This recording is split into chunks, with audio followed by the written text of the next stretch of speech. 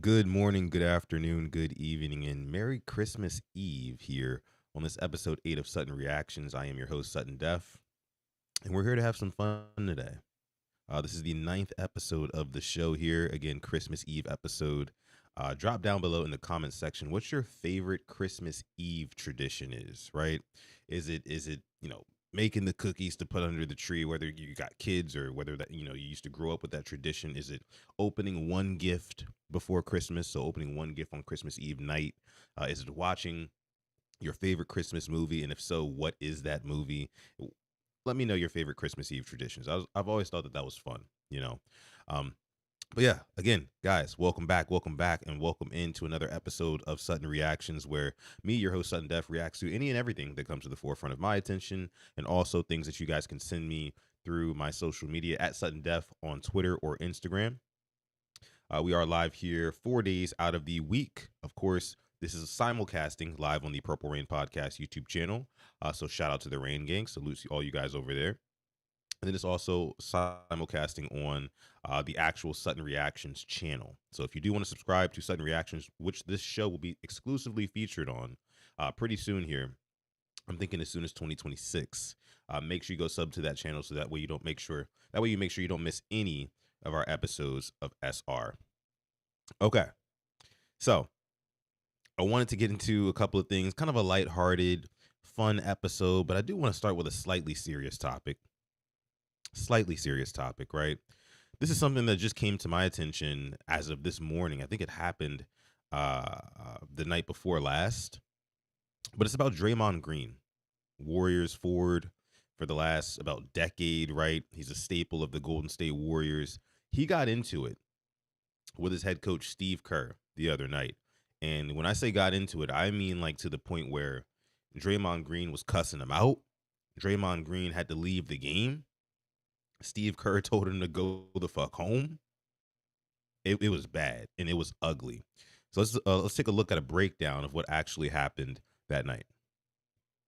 During a timeout, Draymond Green got into a heated argument with Steve Kerr. There was a lot going on, so let's break it down. With a few minutes into the second half, Draymond was frustrated with the officiating. He thought the Warriors weren't getting any calls and turnovers started to pile up. Curry threw the ball out of bounds after Draymond didn't roll, and then Draymond passed it to the opposing team. A clear path foul was called and Draymond was pissed. He went directly to the officials and let them know.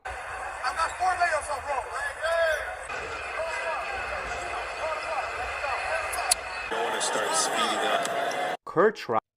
My thing is, why are you crying, bro? You are a seasoned veteran on the back half of your career, quite clearly, right? You can't score anymore. Like, I get it. You need them to call every foul that they can in order for you to just get some buckets. But come on, man. This crying shit, you're supposed to be the leader of the team. I don't like that. Kerr tried to get Draymond to move on, but he didn't listen. He shook his head in disappointment as the Magic scored another bucket in the paint. Kerr called a timeout and Draymond kept talking to the referees. Pat Spencer tried to hold him back, but Draymond wasn't having it. During the timeout, Kerr called him out for his lack of effort. Draymond was already amped up, so he said,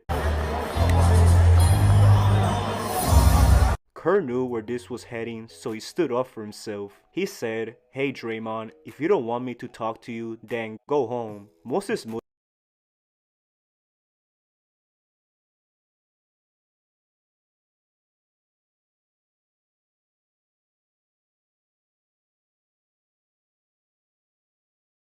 tried to cool Draymond off, saying, "Come on, man. Come on, Dre." He kept repeating the same thing as Kerr tried to talk to him one last time. He said, "How am I supposed to coach you, Dre? I told you." Draymond was trying to control himself, but once Kerr told him he wouldn't play again, he had enough. Draymond stood up and walked away from the huddle as Kerr said, "Okay, alright, alright." Draymond went directly to the locker room and Kerr quickly took a sip of his water after all that yelling. The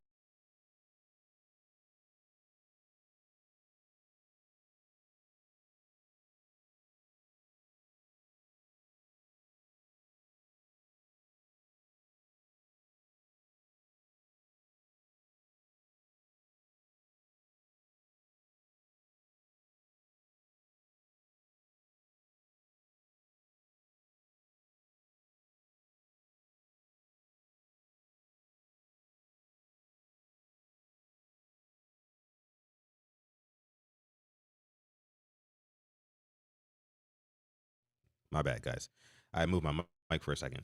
But I think that Draymond Green here, he is acting really immature for a multi-time champion. Somebody who is wildly famous and rich, you know what I mean, has all the opportunities afforded to him. I think he still has his podcast going. Things are going well for Draymond Green, man, in life. And he's just on the back half of his career. And I think that that's where the frustration is kind of setting in for him. I mean, I guess he's not as impactful on the basketball court as he used to be, as he once was. And we're going to talk about that in a second too, but let's finish up this video. The Warriors went on a crazy run after this as Curry led the way with 26 points. As the fourth quarter began, Draymond came back to the bench in street clothes. The Warriors came out with the win and Kerr explained the situation. Yeah, we got into it obviously, and I took the time out just because I thought we lost our focus there a little bit, and he made his decision to go back to the locker room to cool off, and that's all I'm going to say about it. Would you have gone back to him? No, he wasn't going back in.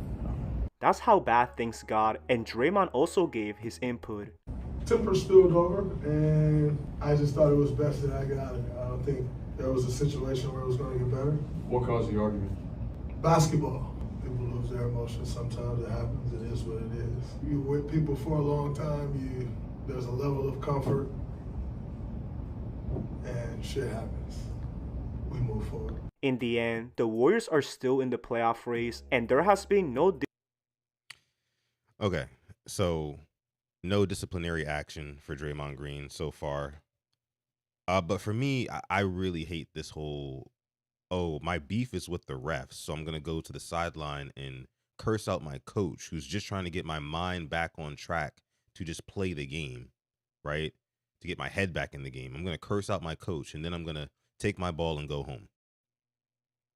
That sort of attitude. And then, by the way, after you leave, the Warriors get better. They get stronger, and they actually end up winning the game by a huge margin, too. Like, I don't know, like, if there was any sort of wake-up call for Draymond Green, it was that game.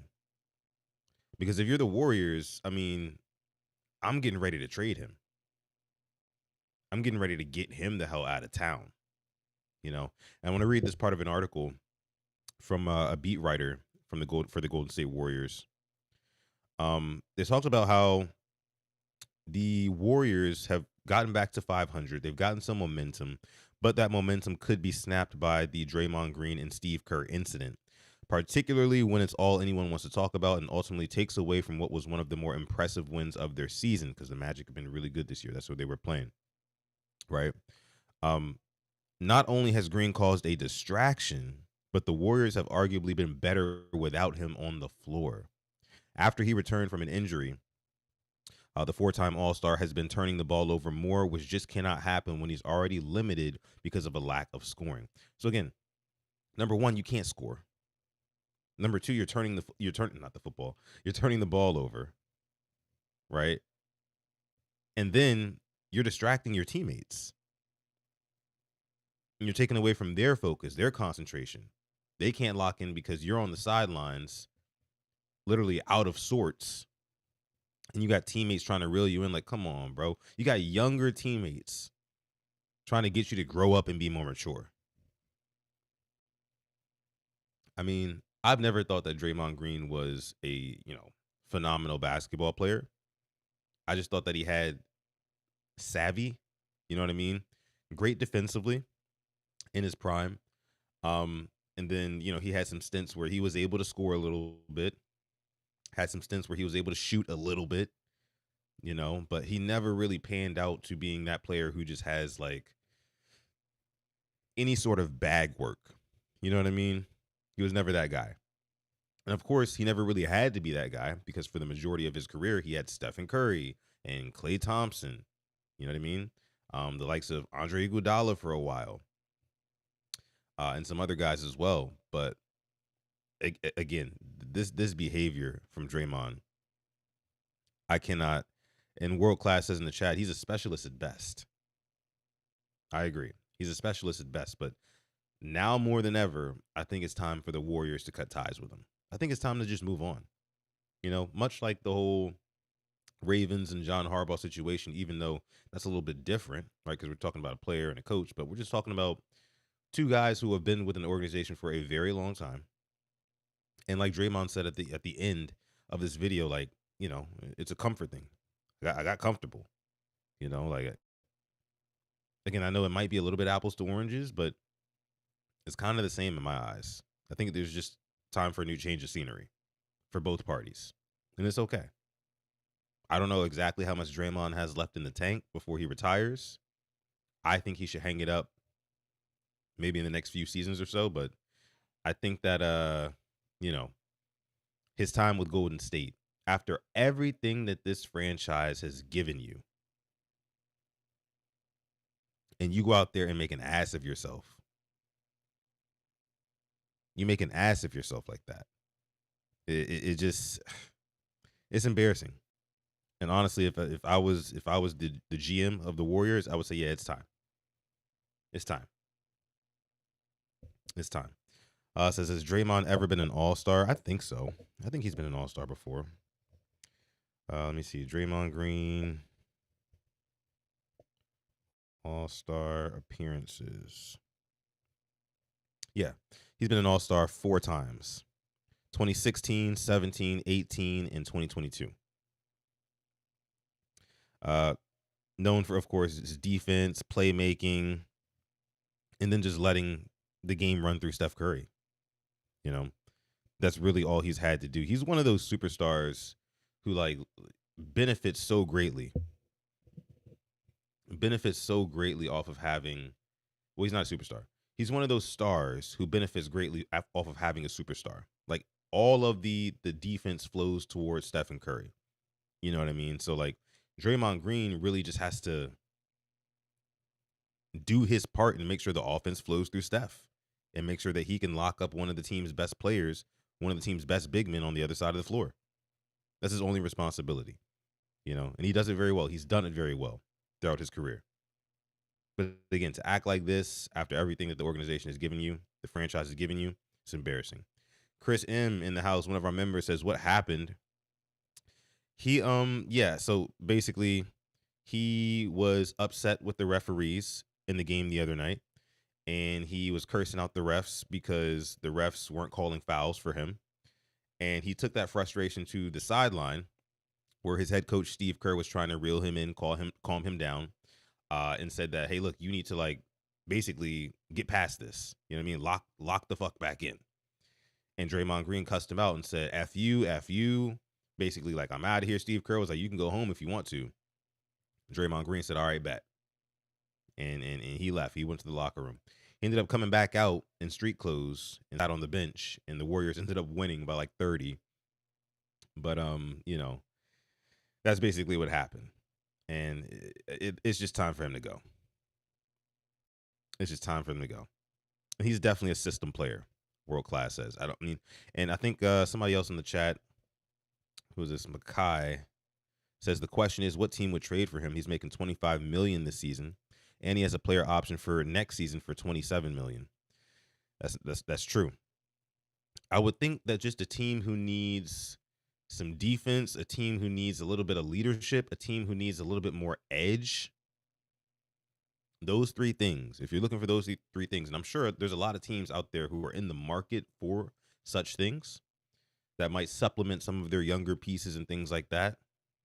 The only issue is, how Draymond Green does with younger players. You guys remember the Jordan Poole incident. And that's the thing about Draymond Green overall. This is not his first time offense. This is nowhere near a first time offense for Draymond Green. Draymond Green has been infamous for stirring up controversy on the court. Whether it's cursing out his coach, whether it's hitting LeBron in the nuts multiple times in the finals, whether it's fighting with who was it? Who did he fight with? Rudy Gobert that one time or a couple times? Whether it's punching his own teammate Jordan Poole in the face. This is not his first time. So even if he were to go to another team, and again, Makai, I don't know exactly which team that would be, but even if Draymond goes to another team, I just don't see him meshing well personality-wise with a team that he's unfamiliar with, because he's saying that he feels comfortable with the Warriors doing the things that he's doing. What 12 years into his career, or however many years he's been playing. I can only imagine if he goes somewhere else where he doesn't know the guys as well, right? He doesn't know the lay of the land, who to play with, who not to play with, things like that. It could get real ugly anywhere else. So might be time for him to hang it up soon. Not gonna lie to you. And I definitely think if the Warriors want to continue to get better, then they need to move on from him. For sure. No way at this big age for Draymond Green, he should be acting like this on the court. On a franchise that has given him what? 3 rings? 3 rings? He's had the opportunity to play with the best shooter ever. I don't know. Show some grace, some class. But Draymond's never really been that guy. All right.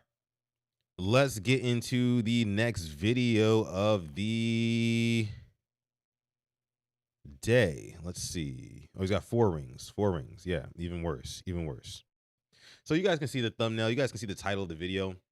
I came across this TikTok the other day, and it was like one of those kind of like IRL, in real life, like pranking real people in real life things. And some guy rolled up to a fast food window and offered the guy in the window who was working the fast food job $100,000 to quit his job on the spot. Let's go ahead and take a look at that. Quit your job right now for $100,000 cash. People here today, I don't leave them like suffering. The way you handle the situation and the empathy you have for the team members, just the way you reacted to it is just something that we are grateful to have you as part of our team. Thank you. We'll put a logo. Oh, no. Give you a check for $20,000.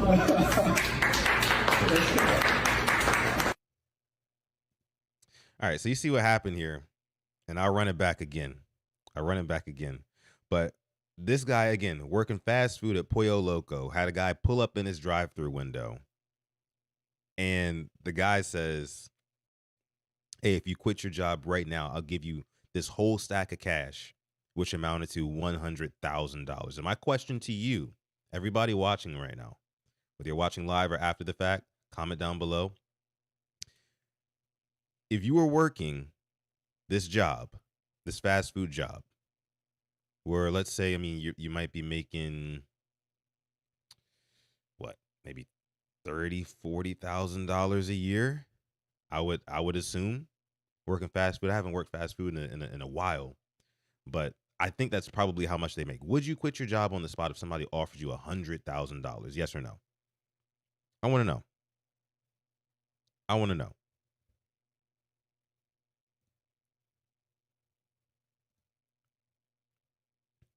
Running back here. $100,000 to quit your job. Let me see what you guys are saying in the chat here before I give my take on this one. Chris M says, "Where's the other 80K?" I might need more too. Basically traded 80 bands for some Sour Patch Kids. No, but look though. 20 bands is still 20 bands. Don't get me wrong. Like, that's nothing to scoff at, right? Taxes paid on the 20? I would hope so. Well, I would hope not. I would hope he wouldn't have to come out of pocket for that. That would suck. Hopefully Pollo Loco would have taken care of that in some capacity. But 20 bands is still 20 bands. To somebody who works in fast food, let's say he works full time, let's say he makes $40K a year working at Pollo Loco. That's half of his salary right there in one sitting. But I would have taken the 100K and I would have left right then and there. And, he's saying that the dude sent the video. He was like, I can't leave right now. There's only like 3 of us in here today. I'd be like, okay, no, here's what I'm going to do. I'm going to take this 100K from this dude, right? And then I'm going to break off the other 2 employees. I'm be like, all right, I'm going to give you $1,000 and I'm going to give you $1,000. $2,000 right there. So I still got $98,000 left for myself. And that way I can leave the restaurant right then and there with a clear conscience that I just gave both of them $1,000 to work for the day, to work real hard, but for $1,000. That's what I would have did. And I would have left. That's what I would have did. Tila in the house. What's going on, Tila? Moderator in here. Ashley in here. What's going on, Ashley? Good morning. Good morning. Merry Christmas Eve. Moggs, what's going on? Taurus, what up? Got my crew in here. Yeah, we in here. So, again, look, and let's watch it one more time. Let's watch it one more time.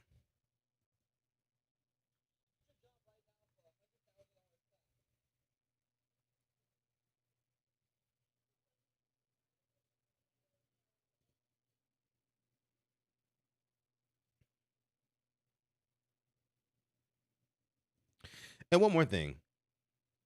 Never in... I don't know. I question whether or not this video and this whole situation is real, because how did the restaurant owners or whoever that lady was, right, who's handing him this check for $20,000, how would she know about this whole situation? Did it just blow up on TikTok? And she was like, oh, I got to find the guy who did that. And we got to offer him $20,000. Maybe as a PR move for us, because this sort of thing doesn't really happen in real life. I promise you. I promise you. Oh, you guys said it wasn't playing? Let me see if I can do it one more time. Here we go.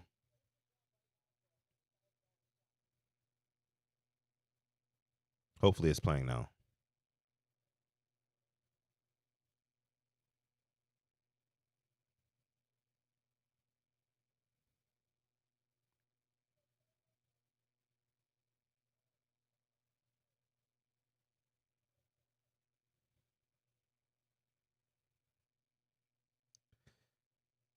Still not playing. That's weird. That's really weird. But okay. Anyways, you guys get my point here. I don't have to play it again. You guys get my point here. My point is, I'm taking that 100,000, and the reason why I'm taking that 100,000, again, if I worked fast food, I know some of us have some really high paying jobs. Shout out to y'all. Y'all are doing it up. But if I'm making $30,000 to $40,000 a year, and somebody offers to give me $100,000, yes, I'm quitting that job on the spot, because if I budget that correctly with my current lifestyle, $100 means I can sit at home and game plan other ways to multiply that money, right? It affords me the time. That $100,000 affords me the time, which is a lot more valuable than money. Time that I don't have to spend at Pollo Loco, that I can build an empire with that $100,000 while also still preserving my lifestyle that I currently live off of this Pollo Loco paycheck. That was my point. That was my point.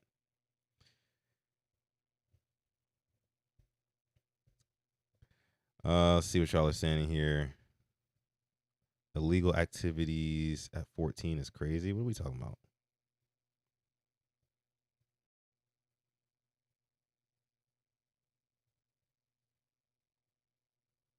$100K, that job will be there. That money won't. Yeah, definitely.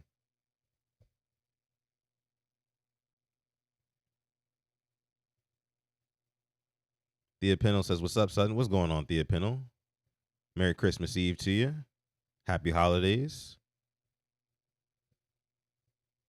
But yeah, no way. And again, in real life situations, they are not, whatever fast food company who sees that sort of viral video, they're not giving that employee $20,000. They're going to give them a kick in the ass, right? And maybe throw a pizza party for that location, and maybe the district manager might show up or something like that. At most, that's what's going to happen. Can you guys hear me though? Can you guys hear me okay? Or am I frozen or something? Hopefully I'm not frozen before we get to the next video.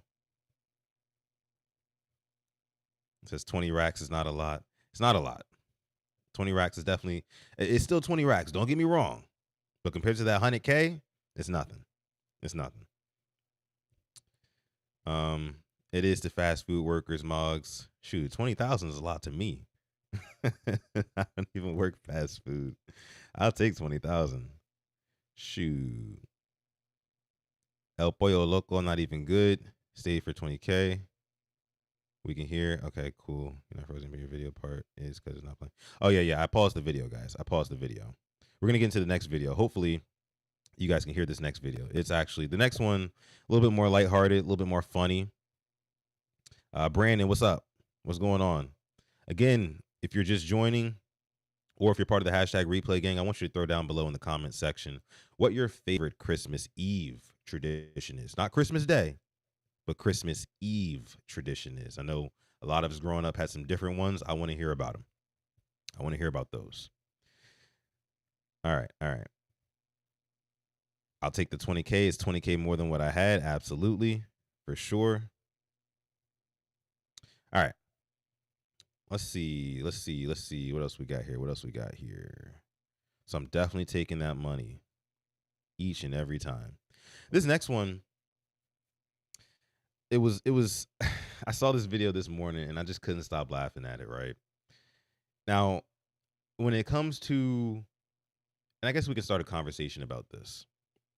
When it comes to punishing your kids, how do you guys do it? Because I don't have kids, so I can't really speak on it. I've been a kid before. But like, are you more of like the physical punishment? Are you more of like the psychological punishment? Are you more of like the some parents are emotionally punishing, right? But this video here shows a dad punishing his young son. Boy's maybe like 6 years old, right? For being disrespectful. And I thought he did it in a really cool way. Let's take a listen. Will not down. Be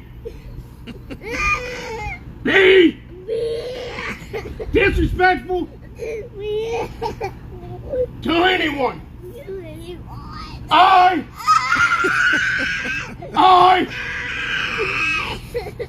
will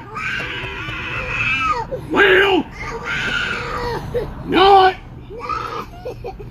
be disrespectful to anyone. That video is absolutely hilarious, bro. It's like you can tell this dude was like, you know, played like offensive lineman or something like that. You can tell he played offensive lineman. I want to play it again. Will not down. Be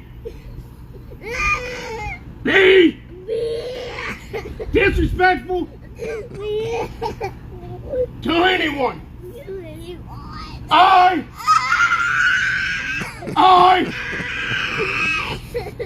will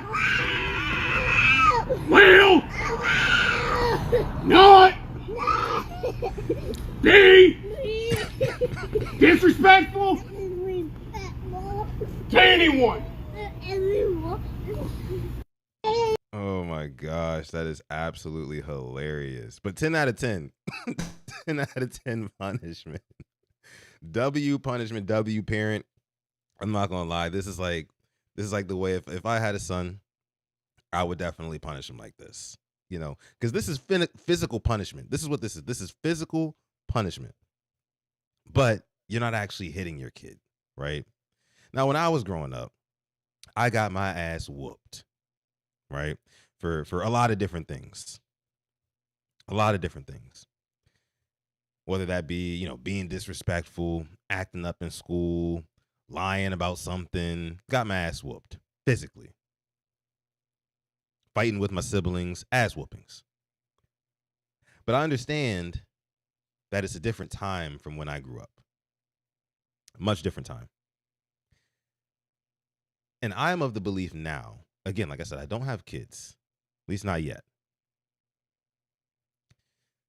that when I do have kids, they're going to get popped, just like I got popped. But I understand that's also very, very highly frowned upon these days. Highly frowned upon. So this as an alternative is amazing for me. Like it's kind of like it's a physical punishment. You guys ever did like wall sits like for punishments? It kind of reminds me of that because I used to have to do that too. Let me find out Sutton was a handful. You know, I had to grow out of it, but I wasn't too bad. But definitely made some bonehead mistakes in my younger days. That's for sure. But this is hilarious, man. It's like this kind of like militant, you know what I mean? Like hard, tough love, physical, kind of psychological punishment as well on top of the physical, because he's like yelling at him relentlessly, and the kid is just like screaming in agony and pain. And he's not even really doing the full push-up like the workout here, which is funny, but it's just the repeating it for me. Well, not. And the kid is just like screaming every step of the way.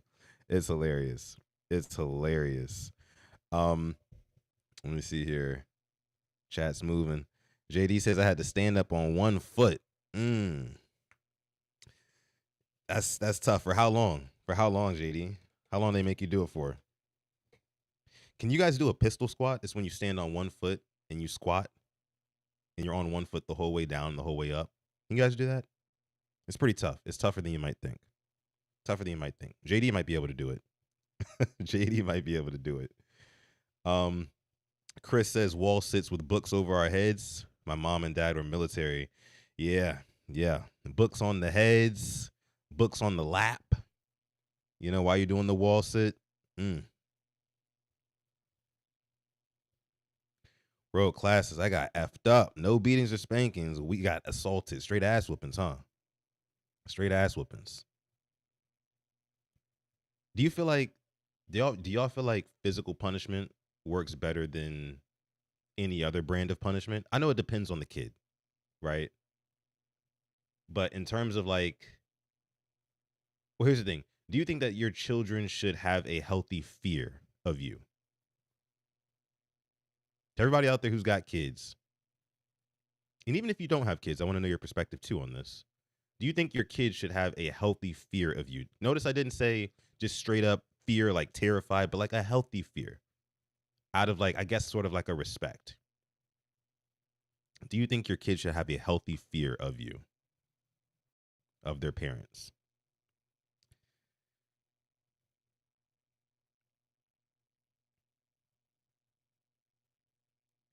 Torres said he went to juvie in first grade. What was you doing in first grade to go to juvie?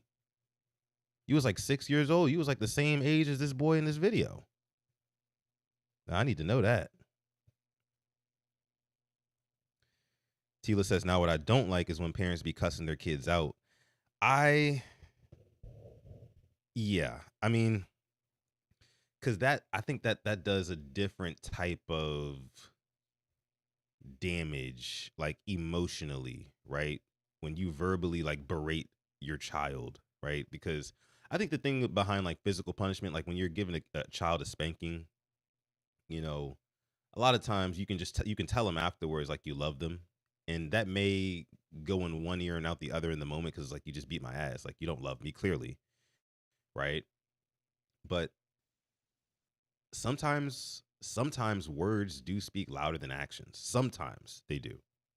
Because sometimes the actions that you do have a meaning and a reasoning behind them that words can't necessarily accomplish.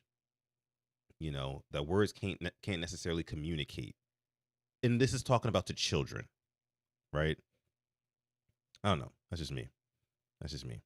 Ashley says I didn't get punished. Ashley grew up, because I remember you said, Ashley, you were like, you know, didn't go out in college. You're a bookworm and stuff like that. Ashley was the dream child. She was the dream child. Let me see. Torres says yes, children should have a healthy fear of their parents. World Class says no, it's horrible. All it made me do was be better at not getting caught. That's another thing too. That's another thing too. Some kids will sneak around. But that's why both it needs to be a balance. Like punishment needs to be not only punishment, but also like rehabilitation in a way. You know, you know what I mean? Like you shouldn't just punish just to punish the child. I think you should also, again, reason with them, let them know why what they did was wrong, why what they did warranted a punishment. I think that that's okay. And again, it doesn't always have to be physical, but you guys get the point. Let me see what else y'all are saying in here. The world class says fear as respect is disguised as delayed betrayal. Fear as respect is just guised as delayed betrayal. I don't think always that's the case. It's a case by case scenario. Like I said, I got my ass whooped when I was a kid growing up, and I did have a healthy fear of my parents. Well, specifically my dad. You know, mom never gave me an ass whooping, but I did have a healthy fear of my parents, and fear of being punished, fear of not feeling love, even if it be for a temporary 2-minute ass whooping or whatever, however long they used to last. But I grew up to grow out of the fear, right? Because my parents, of course, not whooping me today. And it just grew into a respect thing, you know? Now, what I will say is that I do think that physical punishment can lead to a little bit of a reservation from the child as they grow up, like in terms of like they don't feel like they can come to you about any and everything, which is why, again, this balance is so important, I feel like. Because if you physically punish your child over and over and over again, eventually it's going to get to the point where, like, world class is saying, like, I'm just going to find a way around you so I don't have to, like, get punished for it. And I think that leads to, in adulthood, not really young adulthood into actual adulthood, not really telling them everything that might be going on in your life, just out of that, maybe that childhood trauma or fear that, like, I could be ruthlessly punished for this, for if I say something. So, but that's why there's that balance. That's why that balance needs to exist. So, like, after physical punishment for a child, you got to have the conversation. The conversation is just as important, I believe, at least, as the physical punishment part. That's what I believe. So it's all about balance, world class. All about balance there.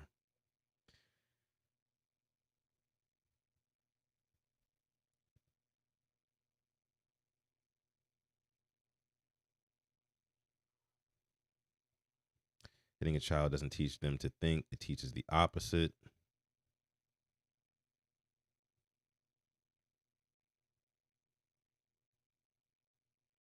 Guys, what does TWC mean? Am I missing something? Oh, are we talking about world class? Okay, world class. I just say world class. You guys say TWC. Okay, I get it now. Tourist responding to world class says, I don't know, LOL. Anytime I was about to get into some shit, I'd remember my mom saying, don't call me if you go to jail. That was enough to be smart. Yeah. There was another video that I had on Twitter. Let me see. Let me see if I can grab it for you guys.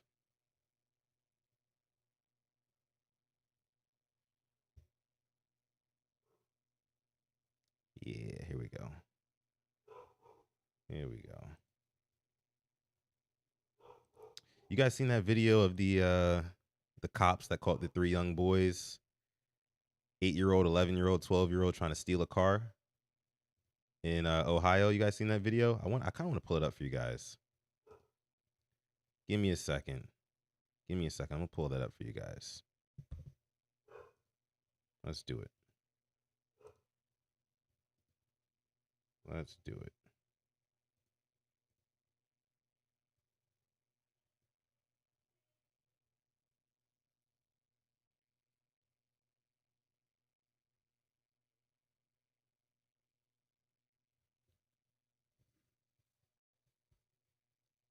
know you didn't say I had a short bus moment, Tila.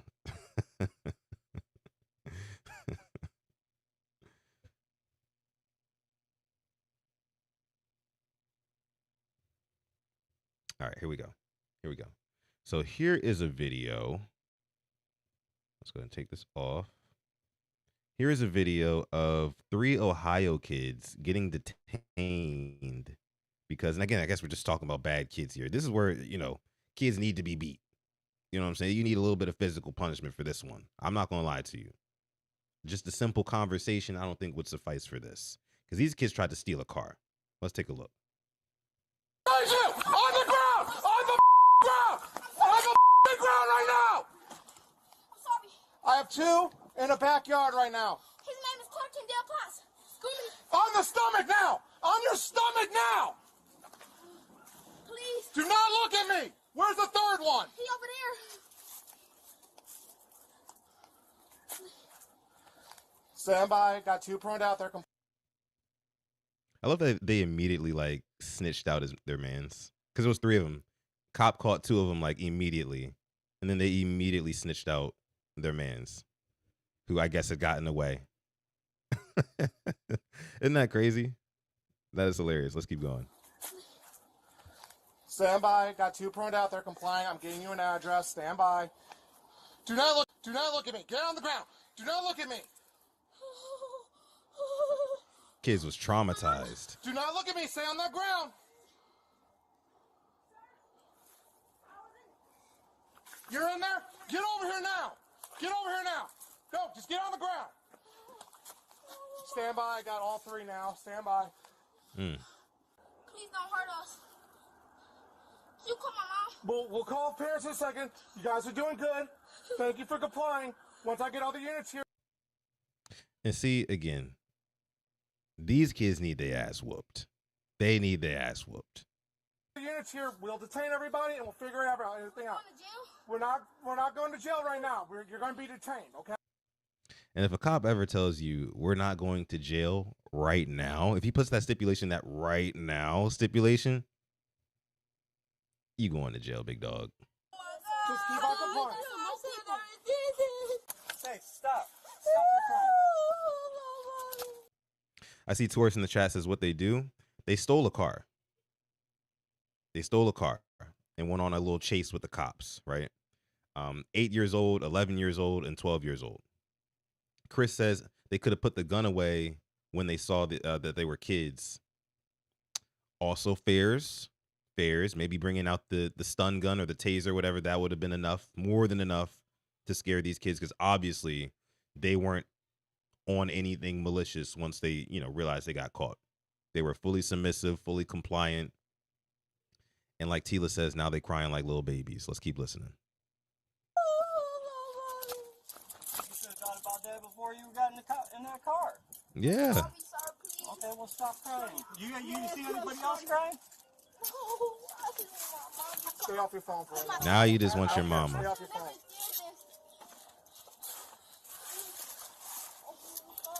Stay right there. No. You can't call anybody. You can't answer anybody. I got it all in there. Okay. Do you have any guns? Does anybody have any guns on you? I don't tell guns. Do you have any guns on you? What's your name? I don't tote guns. I don't know. I just I feel like if a cop asks you, do you have guns on you? And your first response is, and I know these are kids, your first response is, I don't tote guns. Instead of saying, no, I don't own a gun. I don't own a weapon. I don't have any weapons on me. I don't tote guns sounds like you tote guns. I'm not gonna lie. What's your name? Take that off. I got a shot in my head already. I don't tell guns. You got a gun with you? Hold on. I know this little ninja did not just say, I got shot in my head already, and that's why I don't tote guns. I know this little ninja did not just say that. Like, okay. We don't tell guns. You don't tell guns, you just hold on, don't reach for anything. Hey, I'm just so good. Relax. This is our first time in the park. Well, I could tell by the way that you drove. You suck at driving. Humbling. Up against the fence. Humbling. He said, we've never driven a car before. That was our first time in a car. And he said, I could tell you suck at driving. Now, this is going to be a canon moment in these boys' lives. A canon event. They will never forget this. This interaction with the police officers will be literally burned into their brain cells for the rest of their lives. Is anybody else trying?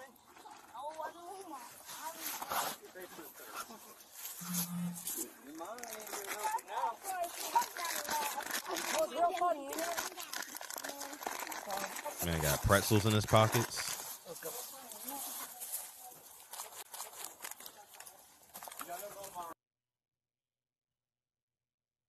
Okay. Okay. So we get the gist of the video, right? Now, I guess like my question to you guys is like, what is wrong with these kids, man? What is wrong with this new generation of kids who are just like throwing caution to the wind, doing everything for clout? You know what I'm saying? Like, how did our kids get here? And what do we need to do to change it? I think World Class was in the comments giving some suggestions here, saying that, what do you say?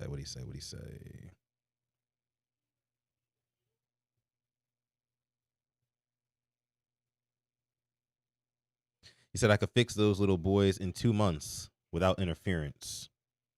In 2 months. The adult body, let me see.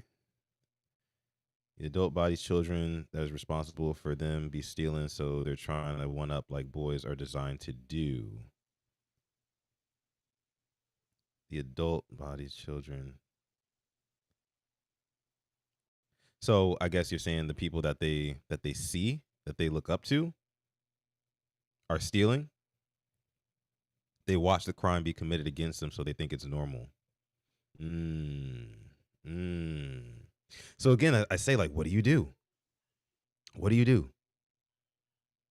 I don't know. I talked about this yesterday. I was like, do there need to be like more like after school activities? Like, what happened to that?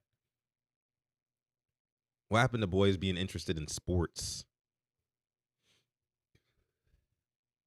But this is why it kind of goes back to our streets argument that we had the other day here on this very show. If you didn't check that episode out, make sure you check it out. I think that was yesterday or the day before yesterday. I can't remember.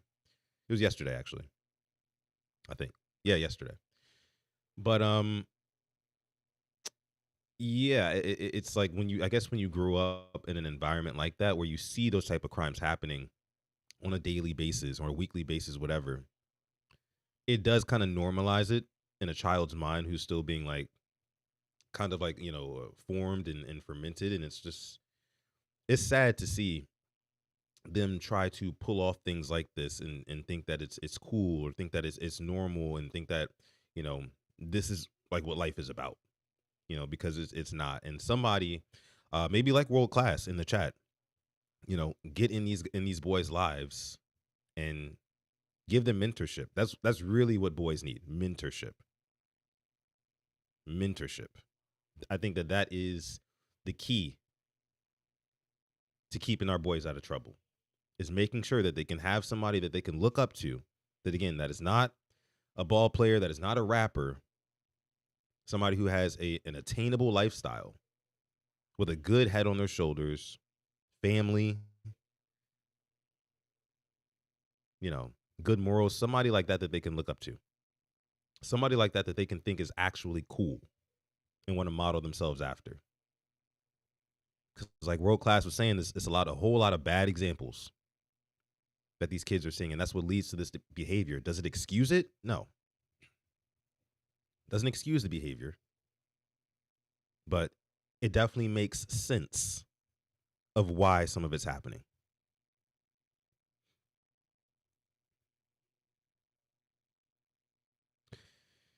Let me see what you guys are saying in the chat here. You have to change their environment for at least 90 days and show them 100 examples of clear and concise results from their behavior. Yeah, it's definitely a excuse me. It's definitely a reprogramming that would need to happen.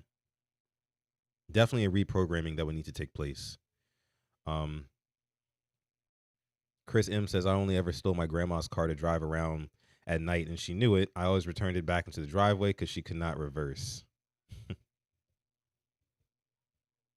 Chris was a goody two shoes too, growing up, just like Ashley. Goody two shoes. If you're watching on PRP, the Purple Rain Podcast YouTube channel, don't forget to join the Rain Gang. Like the video, subscribe to the channel as well. We'd appreciate that.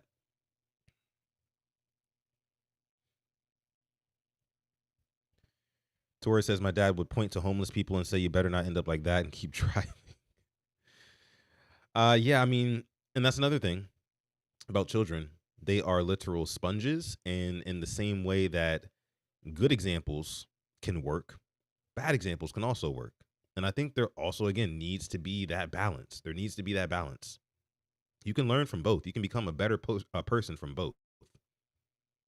You can become a contributing adult figure to society by seeing bad examples of people and seeing good examples of people.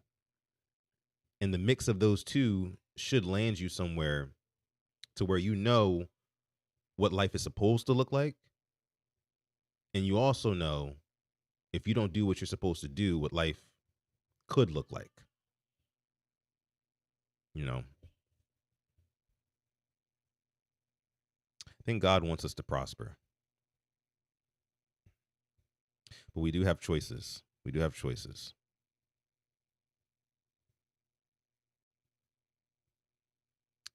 So, and Chris says, sure was a goody two shoes. But yeah, wanted to share that with you guys. Tila M says, too much GTA. I don't know. I don't know about that. I don't think it's necessarily the video games. Video games have been around for a long time, and kids have been doing stupid stuff for a long time. But I think there's been like studies that kind of disprove that it doesn't really have much to do with video games as to why kids do stupid stuff. I think that kids, again, much like we were talking about, they look up to who's around them. You know, they look up to who the kids at school are looking up to, which a lot of the times nowadays are less than desirable figures. A lot of them tend to be, you know, music artists or people who aren't really, you know, people who benefit off of being kind of, I guess you could say, out there or I guess in hip hops, I guess that I can speak to that. We look up to the people who are like in the streets. We look up to the people who are doing some of the crimes. We look up to the people who are, you know, talking about some of this stuff that's affecting our communities negatively. And if that's what the kids are looking up to, they're going to perpetuate that same behavior that's being disseminated in the music. Let me see. Torres says, I believe most good adults go through trauma as a kid. Hate to say it, but I do believe there should be some trauma involved raising kids. LOL. Maybe I'm scarred, but I believe that. That's a hot take right there. That's a hot take. You said, I do believe there should be some trauma involved raising kids. Huh.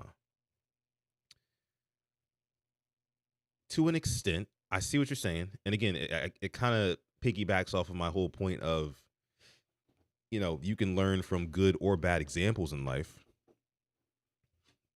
I definitely believe that. Do I think that any child deserves trauma? No. Do I think that life naturally comes with traumatic experiences? Even if they're not like, you know, something that you go through every single day, which some people do have that sort of life. But life will just kind of naturally throw traumatic experiences at you, whether it be on the scale of, you know, maybe just getting bullied in school, you know, a couple times, or all the way up to the scale of, you know, as much as I hate to say it, getting abused at home, which a lot of people go through, and my heart goes out to them. Like, but you will, I mean, you will experience some sort of trauma, you know, on that scale, somewhere in between, somewhere on either extreme as a kid. And I do think, again, it's necessary to build resilience.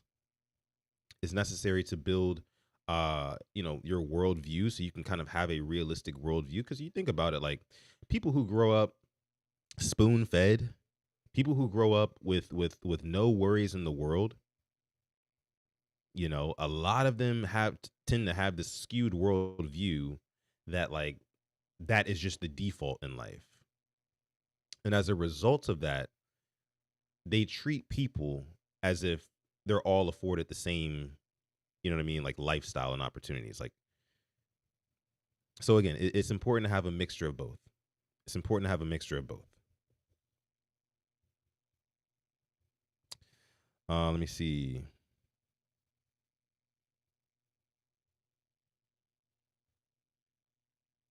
Being a parent is traumatizing. Our job is to make sure we don't transfer that insolvency into our children's account. Which is true. Which is true. But I think with the cycle of life, again, it's hard to,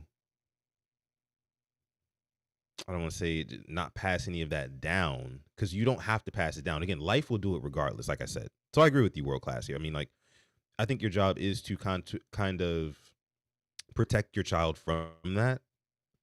But even in doing that, life will get to them eventually anyway. There comes a point in everybody's life where something happens and where a kind of like a switch flips in your head, and you go from just being this carefree, ignorant kid to being like to kind of realizing and waking up to what the world really is. And again, it doesn't have to come from your parent traumatizing you. It can come from everyday life experiences as you get older. It can come from things that are actually happening around the world. You know, and seeing that like life isn't all Christmas and rainbows. Speaking of Christmas, though. Speaking of Christmas.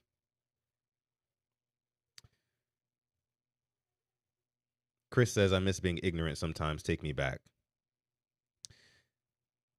You guys ever miss the magic of Christmas anymore? You guys ever feel like the magic of Christmas is just like gone? Like, I know most of us watching this are ages, I would say what, like 25 to 45 ish, somewhere maybe in that area. Maybe a little bit older, maybe a little bit younger. But basically, we're all adults here. You know, and sometimes I think, and I don't have kids yet, so like I'm kind of like in this weird like purgatorial state of like enjoying Christmas where it's like I'm no longer a kid, haven't been a kid for a long time. And so like that kid kind of magic of Christmas is gone, but I don't have kids for my own to kind of supply that magic to and live vicariously through their excitement. Has anybody else ever experienced that? Or is anybody else experiencing that? Because I am right now. Like, I want to be super excited for Christmas, which I mean, I am. You know, this is my second Christmas in Texas. And, you know, me and my little family that I got going on here, we're going to have us a great time. But I'd be lying if I said something wasn't missing. You know, it's just the reality of things, you know, getting older. But that's how it is. That's how it is, man. Let me see. Chris says you still get to experience it through the kids. I love it. My favorite holiday. I know. I know. I know. I really wish. I really wish. You know, I had some kids, my own kids, or just kids around, because I don't have that either. So where I could like, you know, be there, you know. Christmas all about family. Tori says, been gone from me, Sutton. LOL, I remember the smell of Christmas trees. Now it's just weed, smoke, and struggle.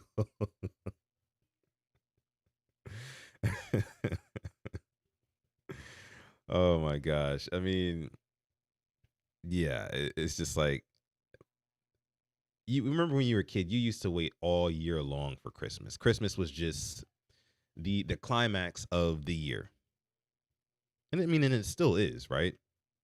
It still is, but you know, you used to look forward to that every single year to the point of, I remember when I was a kid, my parents used to hide gifts. I used to go find them when they weren't home. I used to like guess all the places in the house that they could have hid gifts. And I just used to go find them and just see what I was getting for Christmas. Now, I was only ever successful in doing that maybe like once or twice growing up because my parents were actually pretty good at hiding the gifts. I think they were hiding it uh, somewhere off site.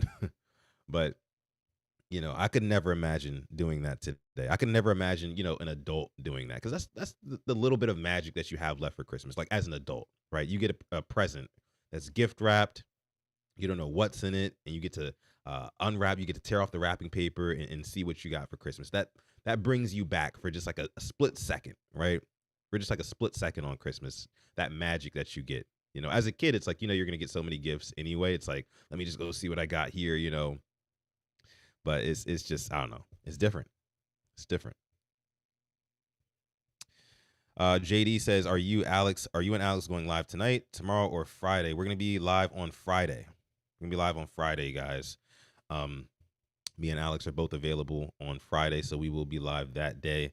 Not exactly sure if we want to do an earlier morning. Wait, guys, is there football on Friday? Is there any NFL football? I don't think so. I think there's just the 3 games tomorrow, and then the rest of them are on Saturday and Sunday.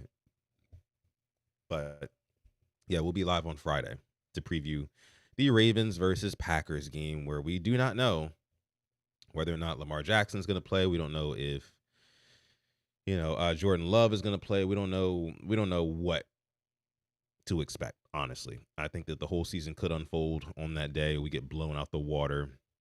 Then it's really fire everybody. I could see it. Let me see. Ashley says, Christmas isn't the same for me anymore. I spend it with my brother and his family, which is always nice, but the holidays are definitely difficult for me. I'm sorry about that. I'm sorry to hear that, Ashley. And thank you for being vulnerable and sharing that. But the one thing I'll say is that, since you are spending it with family, like you said, that's always nice. Just try to be present. That's what I felt like I've had to do as well. Again, me and my girl, we moved to Texas last year, and we don't really have anybody out here except our dog. And we chose not to go back home this year for Christmas to be with all of our families and stuff like that. But just kind of having to remind myself to be present and be thankful for what I do have. Be thankful for what I do have in front of me, which is still love. But appreciate you opening up about that, Ashley.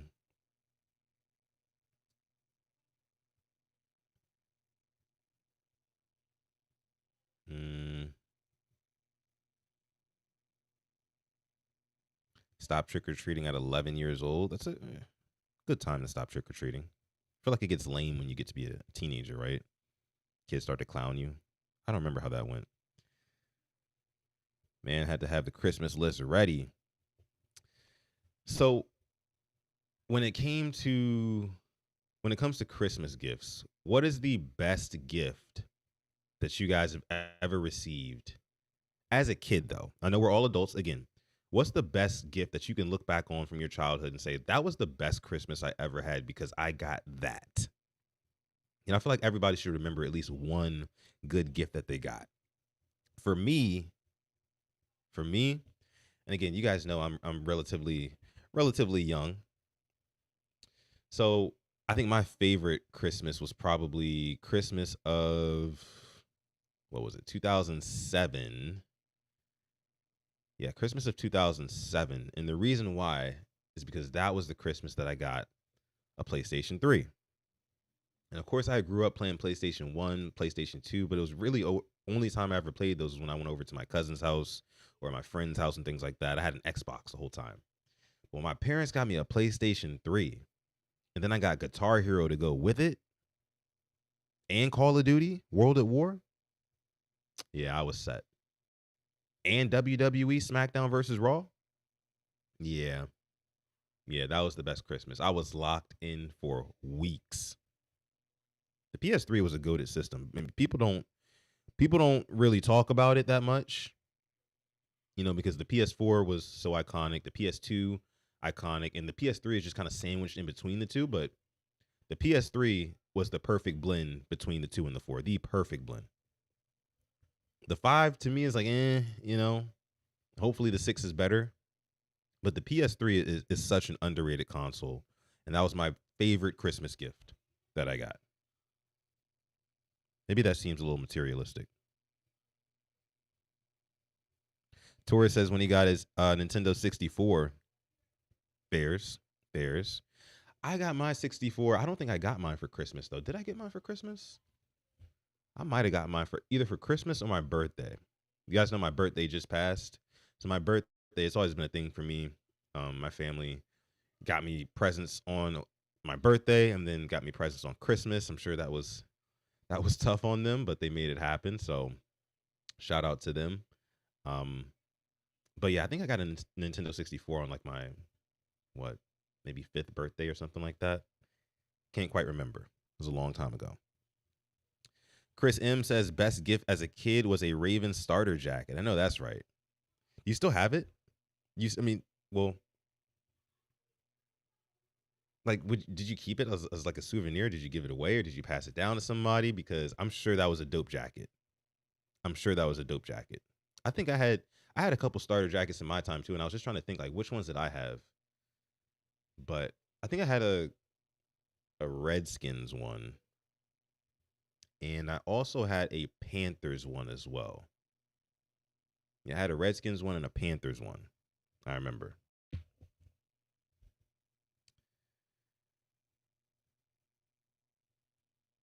Ashley says, you're right, Sutton. Being in the present moment is always important. Time goes by so quickly. You can't miss out on those moments of love and gratitude. Absolutely right. JD13 says, in 2012, he got a Beyblade stadium. Hey, man, the Beyblades used to go crazy. Letting it rip. That was such a fun game because it was just so simple, right? It wasn't like a board game where you had to like sit down for hours at a time or whatever, and it just got boring after a while, after like 20 minutes. Beyblade was like one of those things where like, I would assume like people who really were into Beyblades when they were younger are probably really into cars now in their adulthood. Because when you think about it, like Beyblades were just like it was a toy, but you could like construct it and put different pieces on it to really make it like your own thing. And like, if you wanted it to perform a certain way, you could put it together a certain way and it would perform that way. So you'd literally meet up with your friends with like maybe 1 to 2 or 3 different Beyblades that you own that all can do different things based off of how you built them, and it was just cool. So I totally get that, JD. I totally get that. I did get a Beyblade when I was younger as well.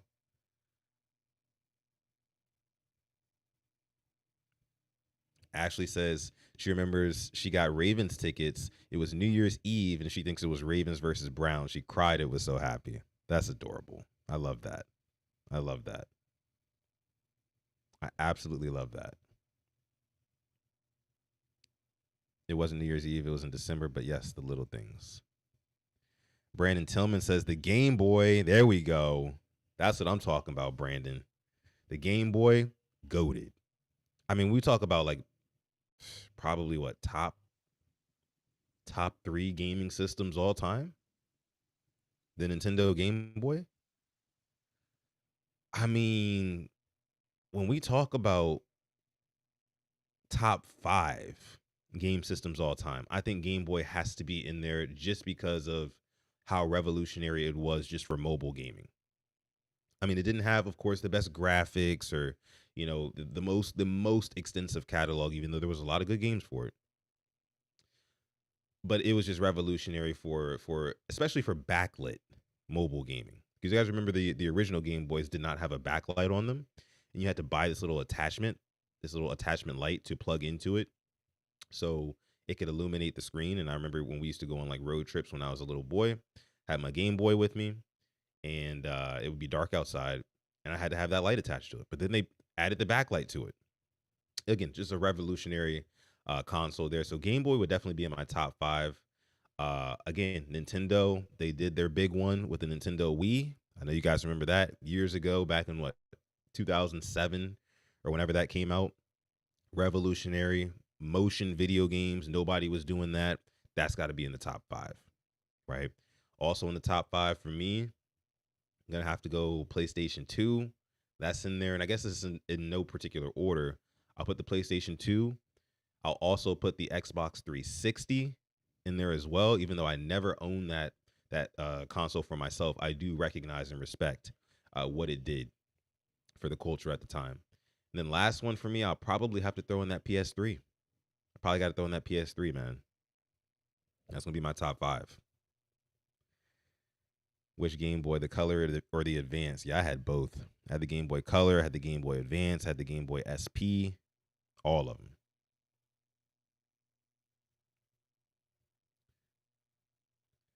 Let me see. My best gift was whatever Christmas I woke up and wasn't light skinned no more after being born looking Vaseline. I was born looking light too. Real light. I came out the womb extremely light. And I was like that for a little while. Then, you know, I got a little melanin on me. Little melanin on me. My mom also used to put a stuffed animal on my pillow every morning for Christmas as a child. That's dope. That's dope. I got a PSP. Ooh, I forgot about the PSP. Because that was revolutionary too, but it did feel like it was biting off the Game Boy. The success of the Game Boy and then the Nintendo DS. Nintendo was really doing it big with the mobile gaming. And PlayStation said, "Oh, hold on now. We gotta get in on this market. I was surprised that Microsoft and Xbox never really got to that. I don't think Microsoft ever had a handheld gaming console. But no, the PSP was lit. The PSP was lit. And because it kind of introduced, well, it didn't really introduce, but it doubled as a media player. It doubled as a web browser. On top of being able to play games, man, it did all these other things that other mobile gaming consoles weren't really doing at the time. So, yeah, shout out to the PSP. Shout out to the PSP. They even had movies that were released exclusively on like PSP discs. It was dope. It was dope. So, but yeah, guys, just wanted to talk to you guys a little bit about, Christmas, what you got for Christmas. Again, I want you to throw down below in the comment section what your favorite Christmas Eve tradition is. Is it watching a movie? Is it making hot chocolate? Is it opening one Christmas present before Christmas Day? Let me know down below in the comments, guys. And World Class says Steam Deck is basically a handheld Microsoft handheld. Wait, is that developed? It's not developed by Microsoft though. I didn't think Steam Deck. I thought it was just developed by Steam. No, I could be wrong. Microsoft could own that whole thing, and it wouldn't surprise me. But for the most part, Microsoft never really had their own, dedicated mobile gaming platform, which in hindsight, maybe they should have. Maybe they should have. It seems like Xbox hasn't really innovated in the last, 10 years anyway. So, yeah. But, okay, guys, I'm going to go ahead and let you guys go here. I want you guys to, listen, enjoy your Christmas Eve. Enjoy your Christmas. Like we said, be present with your family, your friends, whoever you've got around. Hold them tight. Put on a smile. Just have fun. Just have fun and enjoy it, because life passes by very quickly. So you don't want to take any of these moments for granted. Again, my name is Sutton Def. You are listening to Sutton Reactions. Again, we will be live on the Purple Rain Podcast YouTube channel on Friday. So we're going to let everybody, enjoy their Christmas. Won't be going live tomorrow. Of course, there will be a little Instagram post or whatever. So if you don't follow us on Instagram, make sure you follow us at the Purple Rain Podcast. Tori says, W stream, Sutton. Appreciate that. Didn't really know what to talk about on this one. I kind of pulled some things together last minute, but every time I do that, we end up having a great discussion, and we had a really good discussion today. So I appreciate you guys. Again, if you want to send me some topics, you can send them to @SuttonDef on Twitter or Instagram. My DMs are open on both. And of course, I will react to those topics, whatever you send me. So again, Merry Christmas. I love you guys. Appreciate you guys. Make sure you like the video, subscribe to the channel before you get out of here, and I'll catch you guys after the holiday. Peace.